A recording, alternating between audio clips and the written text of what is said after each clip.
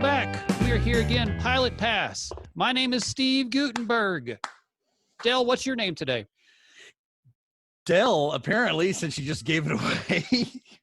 Goddamn spoiler alerts. Spoiler alert, indeed. Another spoiler. We have a guest with us today in studio or, in his house. He begged to be back, and we can't say no to some pathetic people sometimes. Today, you're not Joe Exotic. Today, you're just Michael Zavala. Welcome to the show, Michael. I actually had a name. For myself. We'll edit that out. Well, we can't reverse the episodes now. Oh, never mind then. No, go ahead. It's Carl Baskin. Okay. I'm Carol's brother. That bastard, Carl Baskin. I sat here literally for like 30 seconds thinking of a name, and that's the best one I can come up with. Carl Baskin. Well, that's welcome, why you Carl. make the big bucks. Welcome, Carl, to the show. We're happy to have you. Today's episode, we are talking about a little show called Hogan's Heroes, a classic in the library of TV series. The pilot episode for Hogan's Heroes, that is what we do here at Pilot Pass. We talk about pilot episodes, was entitled The Informer. It aired September 17th, 1965, even before Dell was born. On CBS, you forget that. It's important to remember that CBS used to have, or at one point, had somewhat quality television. Yeah. Ages and ages before they had their own standalone app. Hogan's Heroes was created by Bernard Fine and Albert S. Ruddy. And the tagline for the great Hogan's Heroes: if you liked World War II, you'll love Hogan's Heroes. That's a great tagline. Yeah. Dell, let us know. Tell us the storyline from the pilot episode of Hogan's Heroes. Okay. So let's see. You start with the group already formed, which is nice. I like jumping in, and I don't need an origin story for Hogan's Heroes and how they get together in a show. So basically, it's a bunch of different prisoners of war in what they call Camp 13 in the pilot, but later known as Stalag 13 for the rest of the series. And it's a bunch of allied forces, guys from France, England, America. And the ranking official is Colonel Hogan, played by Bob Crane, who basically helps lead an underground resistance in the camp. As opposed to trying to escape, they use the camp as a base to get information and pass it out to the allied forces about the Nazis and their plans and what they're planning on doing. The pilot involves one of their guys getting out and going and doing whatever. They say they never really ask him when he leaves. In exchange, he meets another person from the outside to bring him in, trying to get information, and then he's got to get back out, and they swap again. During that time, one of the Nazi, Colonel Klink, brings in a spy, lets the spy kind of roam around, and of course, Hogan's group, Hogan's Heroes, if you will, find out that he's a spy through questioning and proceed to show him everything about what they're doing underground. They just take him to the wrong place and rig a bunch of the stuff that he took as evidence, and to make him look like a fool at the end, so he gets sent to the Eastern Line, and Hogan and them look like heroes. It should be you should note that the four guys that played the main Nazis were Jewish people. Mm-hmm. Yep. And that this episode does establish that Colonel Klink and Colonel Hogan have somewhat mutual affection for each other as the runner of the camp, but also as the lead of the rebels in the yard, or the POWs. And that there is one German who, Colonel Sergeant Schultz, who is aware of some of what's going on, but they bribe him enough that he, even in the first episode, had a catchphrase, "I see nothing," which will be going to be, repeated ad nauseum through the rest of the series. This was also the only one to ever be shot in black and white. Oh, you're right. Yep, it was the only one. After that, CBS said, no, you get color. That's right. You have to take it in color. Ran for 6 years and received 12 Emmy nominations. Look at that. A show. And Bob Hope was killed by his best friend. A Nazi or Bob comedy. Bob Crane. Bob Hope was killed by his best friend. You heard it here, folks. 100 years he was killed by his best friend on his 100th birthday. Hate it when that happens. The pilot episode was... It kind of reminded me that the show is a repeat every episode, yet I loved it so very much. I just love the characters. I love what they were doing. Now, I had forgotten completely that, for example, underneath everything, they not only had a spa sauna, you get your nails done, and they made fake guns that they got to send to Germany and make more money off of them. So the whole setup was just brilliant what those guys were doing there. Yeah, what counterfeiting, barbershop stylist, and Colonel Klink, the main adversary throughout the series, who's always trying to catch blasted Hogan. Hogan. Hogan. Yeah, it's his secretary is also Hogan's girlfriend. So Hogan really has it kind of nice here. They eat all the food from the Germans. Bob Crane's real wife for a while. Indeed. Oh, really? I didn't know that. Yeah. Interesting. You've already never seen that movie. I can't believe I didn't remember that. Don't get me started on that movie. Greg what was Kinnear. it called again? Autofocus. Autofocus. That's right. I have seen the movie. And there was so much nudity in it, I forgot what the movie was about because I was so distracted. And yet, one time they cut to a video that they're watching on the screen, and it's blurred out. They shot the video. Why is it blurred?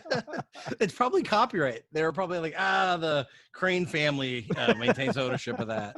That's going to be something that I'll get on a soapbox about on another episode. That is for sure. So we're going to have to go back to our childhoods. I'm guessing that all of us saw this in our childhoods. Yeah. All those things that came up in reruns that we were allowed to watch when we were kids. Dale, do you remember the first time that you got to enjoy the wonder that is Hogan's Heroes? No, I don't remember the first time, but I mean, by the time I even knew what Hogan's Heroes was, I already knew all the catchphrases. It's one of those things where you know the catchphrases, even if you haven't seen the show. You know, Colonel Klink, that's famous. Sergeant Schultz, Colonel Hogan's Heroes, the Underground, Stalag 13. All those were famous tropes. I think people that haven't even seen it now at least know some of that. And so I think those stuck with me first before I even really understood what the show was. I thought it was just a bunch of, guys hanging out with weird accents, except for the one guy with the hat who didn't have a weird accent, against the other guys with the weirder accents with the nice hat. With the fancy hat. Michael, how about you? The nice Nazi hat.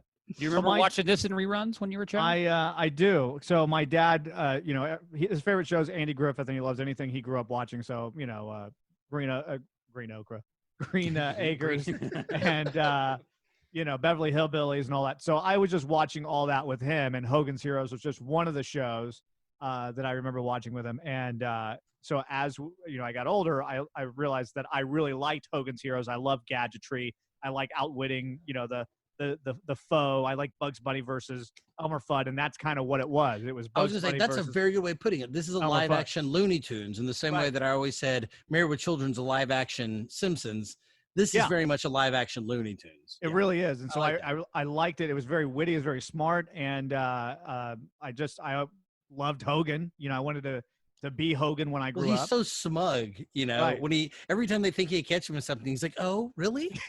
Wow, of course we would never do something like that." Right. That's how I wanted to be when I grew up. One of my favorite lines. I just grew up to be an idiot. So.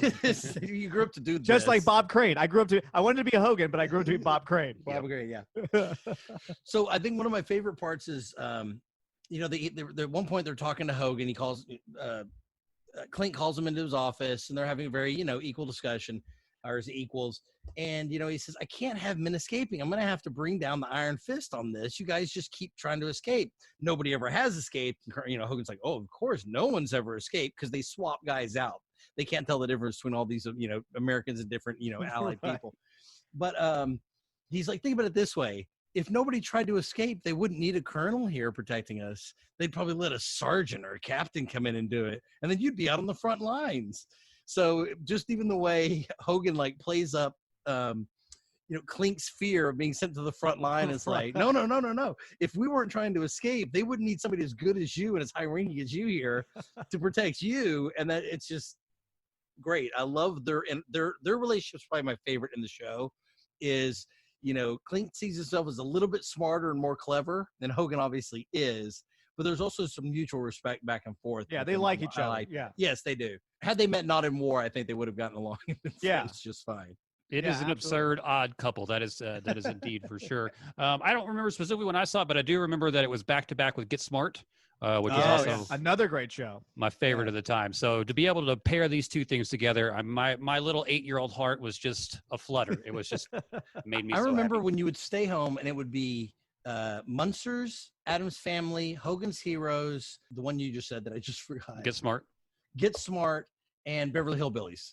And there was like a 2.5-hour run in the middle of the day when you were homesick.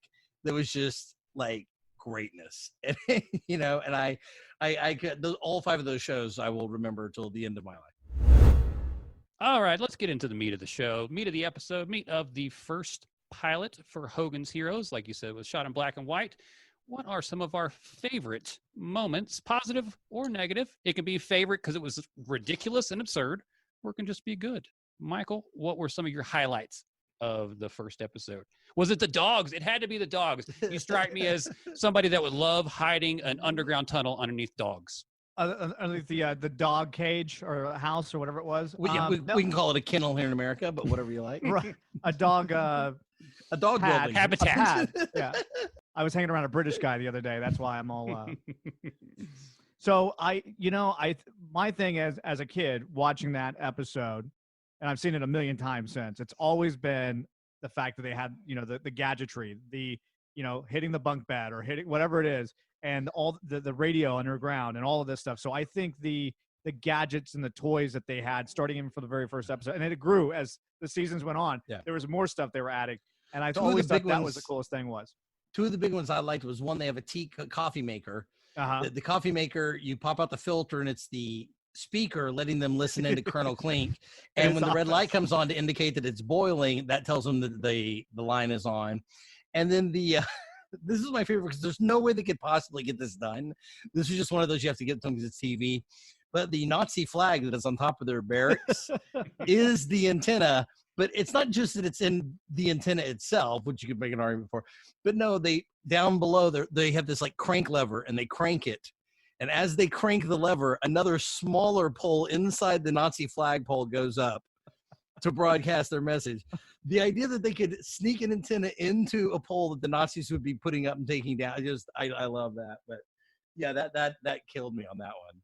And you talk about gadgetry, the simple things, as this show went along, it got more absurd and more silly and everything. But when he takes the cigars and he just kind of pulls the little pin out of the back of the thing and flips it up, it was just, I love that little thing about it. It was just a little nuance that he did and just fooled him. And then even by the end, he's giving Burkhalter his cigar. He's like, here, have one of mine. I guess I can explain that real fast. Yeah, the Klink has a cigar box on his desk that's obviously locked or pinned from the front.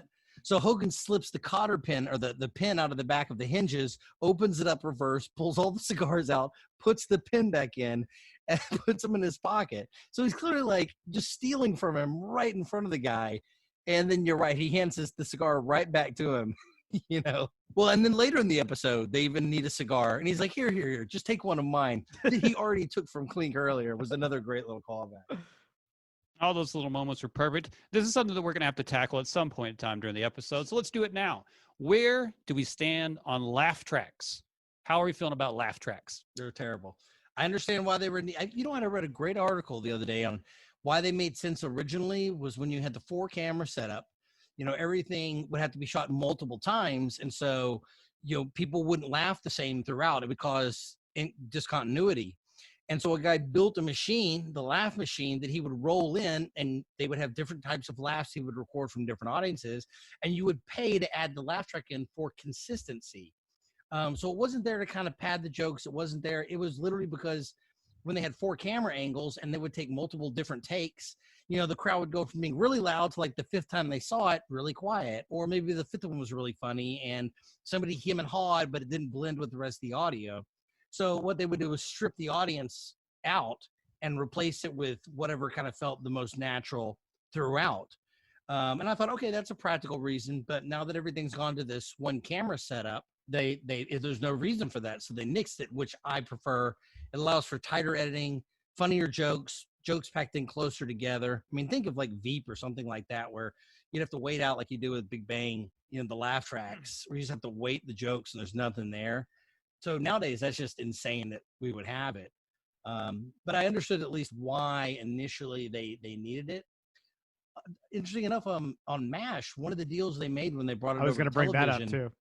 Yeah, is that they said they wanted them to do a laugh track. And if you notice, the first season of MASH has a laugh soundtrack, and no other season after does. Right. But the one stipulation they gave them is we will not play a laugh track during any serious moment. Period. And the network agreed to that. And it worked so well that by season 2, they were able to pull the laugh tracks out.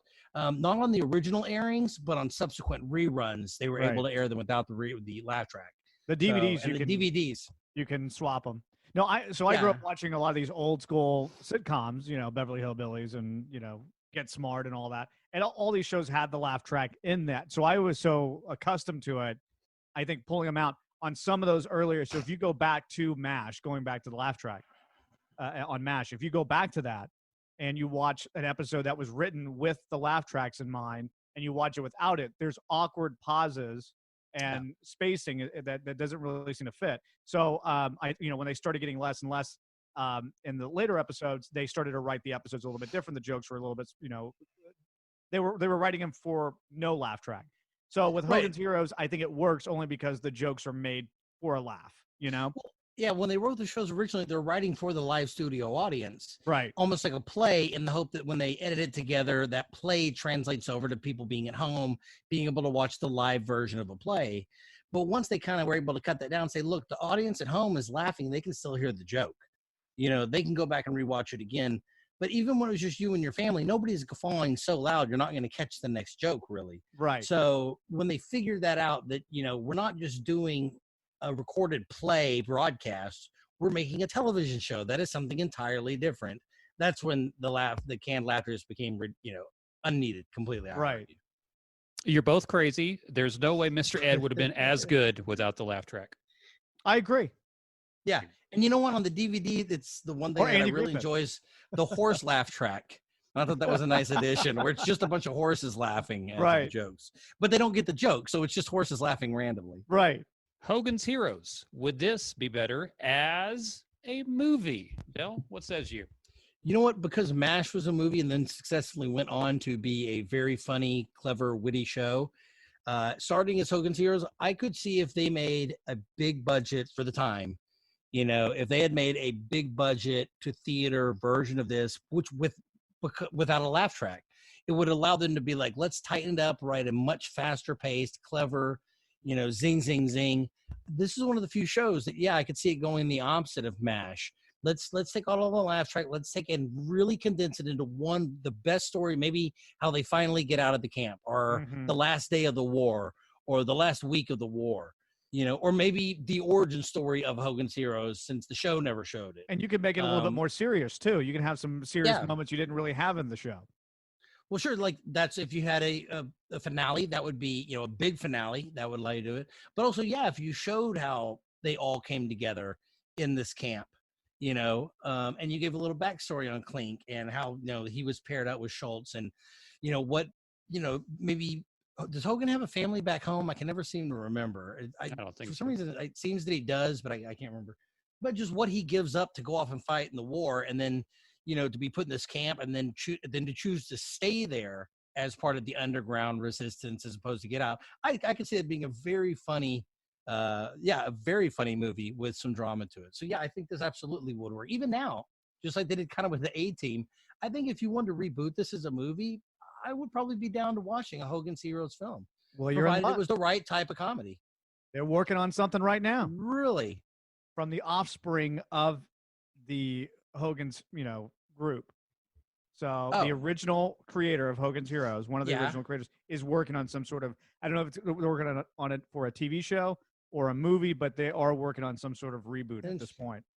I wonder what kind of impact that's going to have, because obviously the show was still very much close to World War II, and a lot of people did not like the portrayal that they did. But you talked earlier about 4 of the main German characters are Jewish heritage, and they did that because they wanted to show the absurdity of the situation. They tried to make sure that it was ridiculous and those people were as dumb as possible to be able to do the show. So I wonder how that would translate now. Would people still understand that? Would those jokes kind of still work?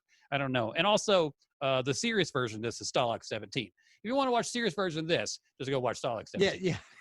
Yeah. So let's talk a little bit about, if you looked on the bottom of Netflix, it always tells you shows that you would like if you like this show. This is a little bit weird. This is from 1965.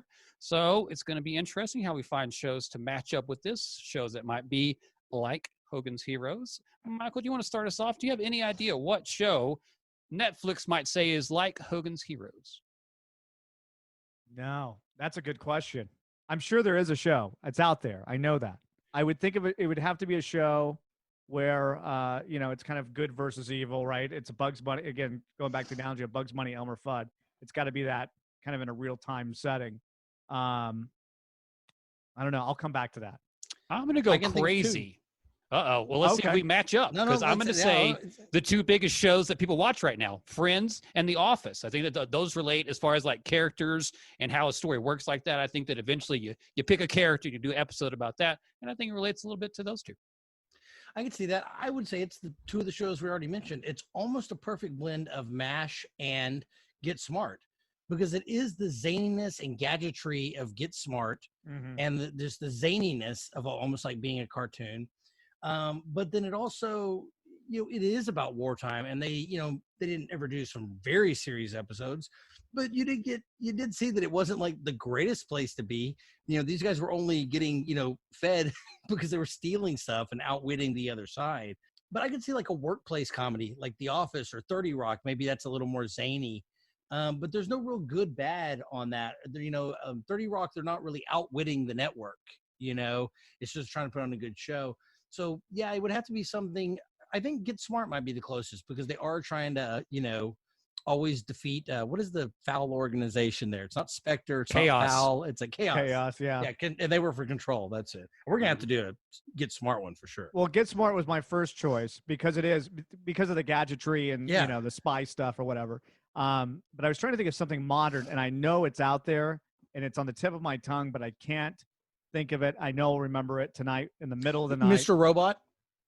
Maybe kind of as a more dramatic form, Robot, yeah, something like that, where barring the spoilers, I mean, it would it's a group of like, ragtag people working together to undermine a system. It would kind of be like if you're talking about a character, Batman, essentially, right? So Batman, sometimes, at least in the comics or some of the shows or whatever, they think he's beaten, but he really had this whole thing planned, and he had this. He was planned for this whole thing to happen, and he has a way out of it. And that's kind of what Hogan's Heroes was about, and that's what I really liked about it.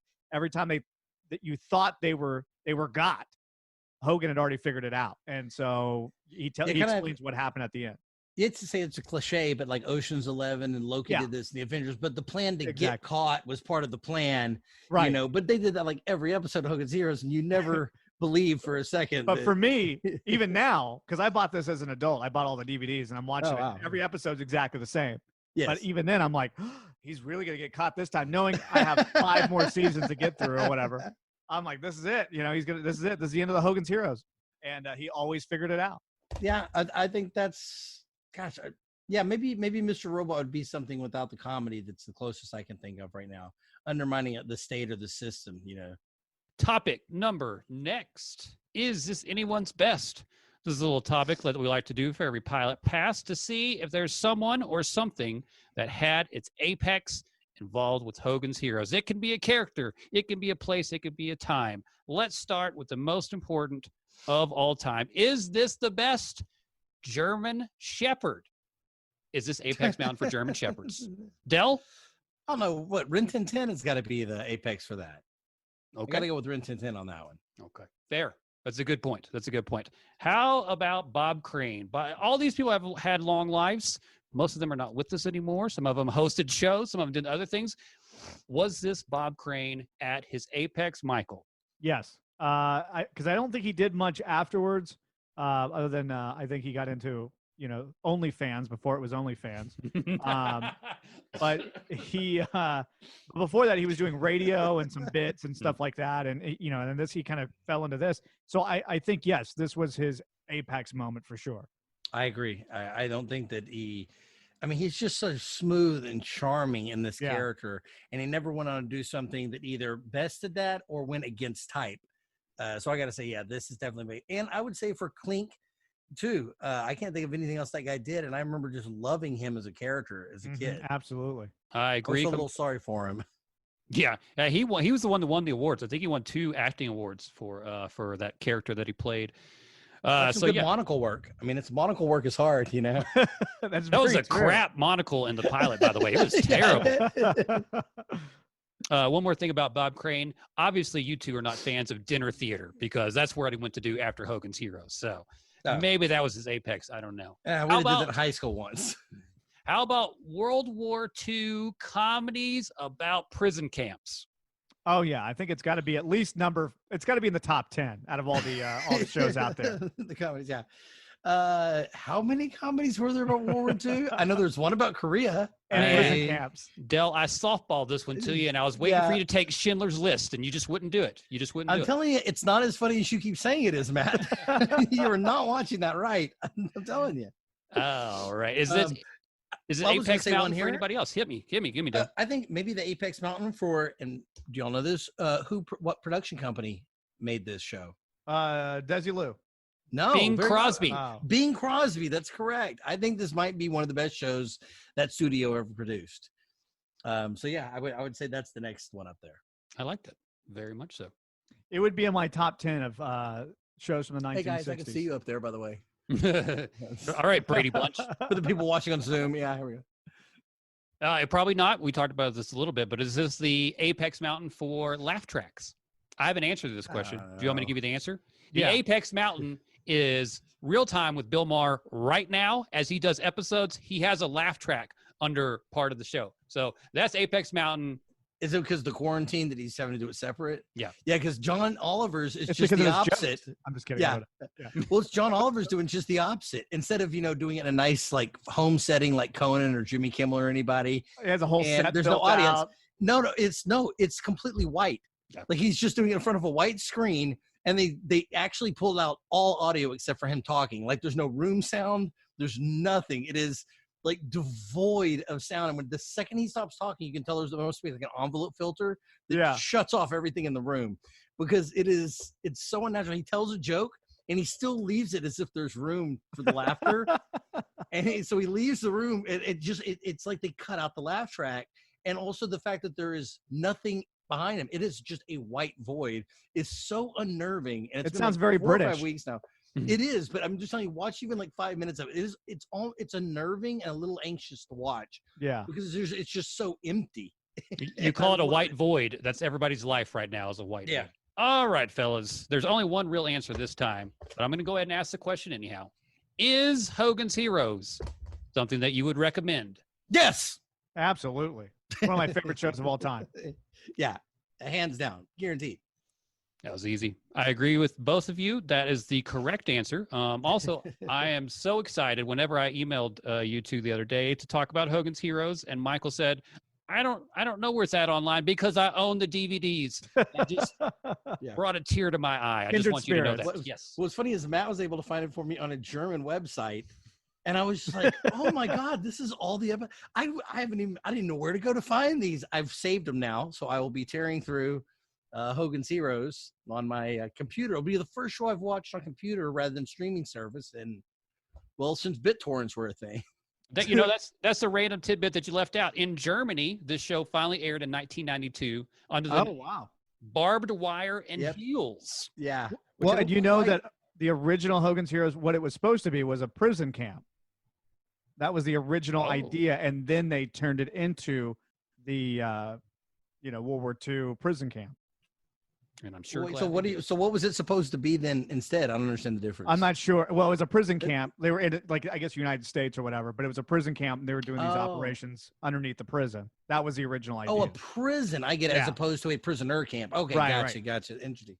I'm glad they did that. Now I don't know what order, and if you got to cut this, this is gonna go. But I think this is a good little tidbit. Well, hold on, take a breath. Give them room to edit on both sides. And there was a space in it before I started talking, so I think we're good. So we did an episode on this show, Reno 911, and then it's just or we will. You never know. One or the other. But on Quibi, it was funny when we were talking about these particular shows. We were talking about what shows we're going to talk about.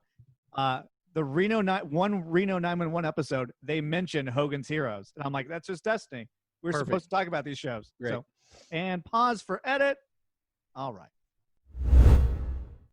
And we are back from that edit that we may or may not have done. So we've got to the end of the episode. Pilot Pass, Hogan's Heroes. This was titled that I've already forgotten. The Informer.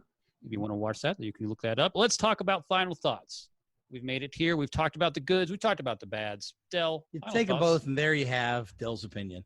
And that opinion would be that this is another show where they had it down in the pilot. There wasn't much more to build off this. They they clearly understood what the characters were going to be over and over again. They didn't work into a set. Hogan is well established. Klink is well established. Although some of the characters changed their military rank by the second episode. The French guy is the cook. The Englishman is, is he the magician? Or there's another guy that's a magician and yeah. And the characters are fully flat out established. It almost feels kind of like they did with Columbo, that this was written as a play, like maybe one whole long one. And then they were like, once the characters are fully established, they're like, let's make this into a show. We already know who the characters are. But right off the bat, all the dynamics, all the relationships right off the bat are established in the pilot. And that makes, for me, that's a great pilot. Yeah. Whoever to watch one episode and want to watch more. Whoever had 30 minutes in the pilot pass bingo game where Dale would mention Columbo. Bing, mark that down. Michael, what are your final thoughts on Hogan's Heroes? I agree with what Dell said. I think that, it's a show that we all have seen TV shows that start really strong and then kind of end poorly, or they start poorly and end strong. Hogan's Heroes was consistent from the first episode to the final episode. And so the pilot sets up great. You know what you're dealing with. The chemistry's there with all the cast. They do make some changes through some of the secondary characters and things like that throughout the series. It drops you in medias res. I mean, you were in the middle of them having been doing this for a long time, in the middle of the story that you're watching, in the middle of an operation is where you come in. I love it. And it's great. And like I said, I watch every episode. Every episode's the same, and I love it as much as the last one and the one I'm going to watch after. So, it couldn't have been better. Love it. Hogan's Heroes has put me to sleep in many nights, and that's a good thing. I like the comfort of being able to know what's happening and be able to go to sleep to that. It's the sounds of a tournament camp. That's right. Yeah, that's what Matt needs to go to sleep. It soothes me. That's how I am soothed. Excellent. Okay, that is the end of Pilot Pass for this time. Matt, we forgot one thing. Yes, we did. As did. is customary in every single episode, we did not say the name, The Secret Diary of Desmond Pfeiffer. I just wanted to make sure we got that in there for consistency's sake. Now back to watch it. Don't ever watch anything else we talk about. Just watch that. Well, Michael, thank you again for coming on the show. We really appreciate your input and your expertise on Hogan's Heroes. Thank you very much. Del, you were here. It was good. Yeah. I just can't believe I'm all excited to watch Hogan's Heroes again. I can't believe that I almost forgot about the show for so long. When Michael brought it up, I was like, I remember liking that, but I wonder if it's going to hold up. And I'm probably going to go watch a few of them tonight. I'm really actually excited about it. And on that note, thank you everybody for listening. And until next time, we are Pilot Pass.